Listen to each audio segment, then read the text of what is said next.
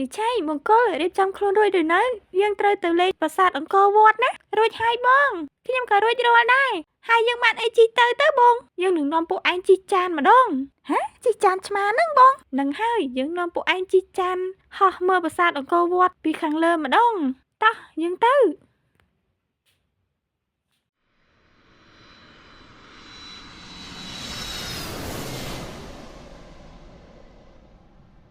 អូយប្រាសាទអង្គរវត្តស្អាតម្ល៉េះបងខ្ញុំមិនដែលបានមើលពីលើអាកាសអញ្ចឹងទេ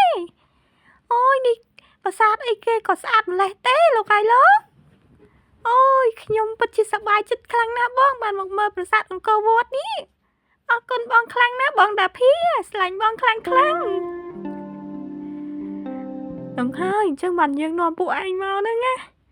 ឯងមើលទៅមើលប្រាសាទស្នាដៃដូនតារបស់យើងណាគឺស្រស់ស្អាតបែបនេះគ្មានពីរទេលើលោកមានតែមួយនឹងឯងអូយស្រស់ស្អាតណាស់បងខ្ញុំចង់ចូលទៅខាងក្នុងហើយកុំទាន់ចាំមង្គលសិនម្ដងមង្គលអត់ឃើញអញ្ចឹងមង្គល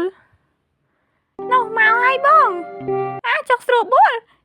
អាយ៉ាអាយ៉យឯងនេះមិនចេះប្រយ័ត្នសោះល្ពឹសខ្លាំងណាស់ឯងតោះយើងចូលទៅក្នុង